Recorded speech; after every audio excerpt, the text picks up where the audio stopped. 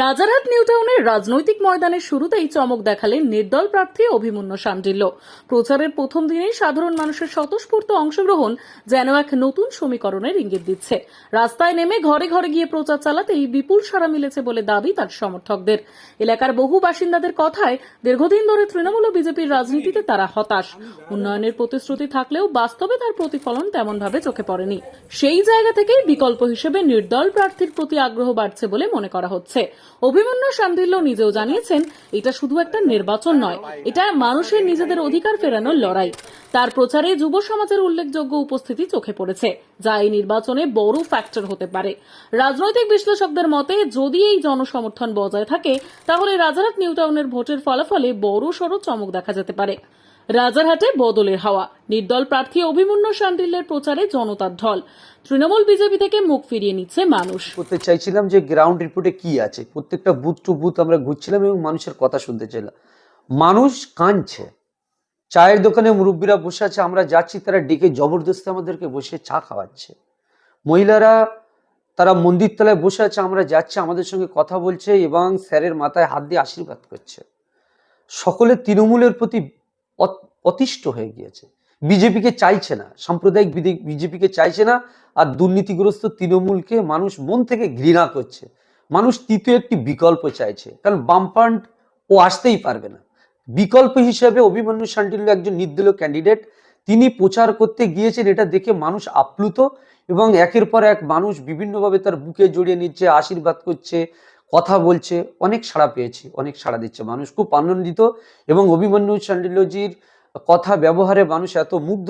রাজারহাটের মানুষ এবার কিন্তু ঠিক করে নিয়েছে, তৃণমূল থেকে প্রচুর মানুষ কেটে চলে আসছে অভিমন্যু শাণ্ডিল্যের দিকে। বিজেপির প্রচুর যারা সমর্থক ছিল তারাও অভিমন্যু শাণ্ডিল্যজিকে সমর্থন করছে, আর বামফ্রন্টের প্রচুর সমর্থক অভিমন্যু শাণ্ডিল্যজিকে সমর্থন করছে এবং প্রচুর পরিমাণে আমরা জিতে যাবো, এটা নিশ্চিত থাকুন। আপনাদের দলের যে ব্যানার প্রত্যেক বাড়ি বাড়ি আপনার ব্যানার নিয়ে কবে যাচ্ছে? আমাদের আজকে 3টের সময় ডেকেছে, 3টের সময় নির্বাচন আধিকারিকের দপ্তরে আমরা যাব। আমাদের যেহেতু আমরা নির্দল ক্যান্ডিডেট, আমাদের ওখানে সিম্বলটা আজকে দেবে, সেই সিম্বলটা আমরা আজকে প্রিন্ট করবো এবং কালকে থেকে মানুষের দরবারে আমাদের লিফলেট এবং আমাদের প্রতীক চিহ্ন অভিমন্যু শাণ্ডিল্যের ছবি সহ আমরা প্রকাশ করে দেবো। বিভিন্ন দল থেকে যারা আসছে তাদের কি আপনারা ভরসা করতে পারবেন যে 100% তারা যদি আবার চলে যায়? দেখুন, প্রথম কথা হচ্ছে মানুষ কেন আসে, যেখানে আছে সেই জায়গায় তারা অতিষ্ঠ, সেই জন্য তারা চাইছে যে বিকল্প কিছু। আপনার এলাকায় ঘুরুন, তৃণমূলের বিভিন্ন নেতা নেতৃত্বদের সঙ্গে কথা বলুন, দেখবেন যে যারা কর্মী, যারা সংগঠন তৈরি করে, তাদের মধ্যে বিভিন্ন ক্ষোভ। এক শ্রেণীর মানুষকে প্রাধান্য দেওয়া হয় আর এক শ্রেণীর মানুষকে প্রাধান্য দেওয়া হয় না। এখানে যদি কোনো একটা বিশেষ নেতার সমর্থনে থাকেন, তাহলে আপনি এখানে সিন্ডিকেট বলুন, ব্যবসা বাণিজ্য বলুন, করে যে কোনো করে কমবে খাওয়ার জায়গায় আপনি সে করে কমবে খেতে পারবেন। আপনি তৃণমূলের সমর্থক, কিন্তু ওই নেতার সমর্থকে আপনি ওনার কথায় ওঠেন না, বসেন না, তাহলে কিন্তু আপনি নিউ টাউনে ব্যবসা বাণিজ্য করে খেতে পারবেন না। নিউ টাউনে এই পরিস্থিতি, এক শ্রেণীর মানুষ খুব অতিষ্ঠ। আর বিশেষ করে নিউ টাউনের সংখ্যালঘু মুসলমানের যে মমতা ব্যানার্জির ওয়াকফ সম্পত্তি বিল বলুন এবং কোরআনের যে কথা বলেছিলেন যে আমার উন্নয়ন শেষ হবে, কোরআনের উন্নয়ন শেষ হবে না, এরকম বিভিন্ন বক্তব্য মুসলমান সংখ্যালঘু মানুষের বিরোধী যে কথাগুলো বলেছে।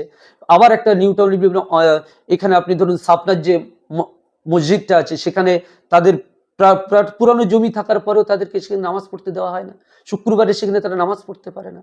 আমি নিজে আগের সপ্তাহে শুক্রবার নামাজ পড়বো বলে গেছি, সেখানে তালাবন্ধ, আমাকে অন্য জায়গায় গিয়ে নামাজ পড়তে হয়েছে, আমার কুলবেড়েতে গিয়ে নামাজ পড়তে হয়েছে। আবার দুর্গাঙ্গনের নাম করে বিভিন্ন সমস্যা হয়েছে। তো মানুষ অতিষ্ঠ, অনেকগুলো সমস্যা আছে, পাট পাট করে আপনারা সবই জানবেন।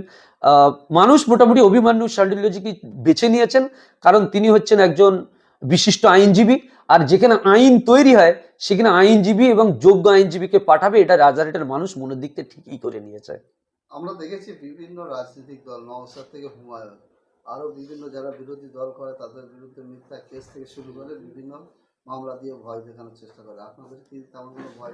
দেখুন, প্রথম কথা হচ্ছে আমরা আমাদের যিনি ক্যান্ডিডেট তিনি হচ্ছেন নিজে একজন আইনের ল, অর্থাৎ তিনি হাইকোর্টের একজন লয়ার।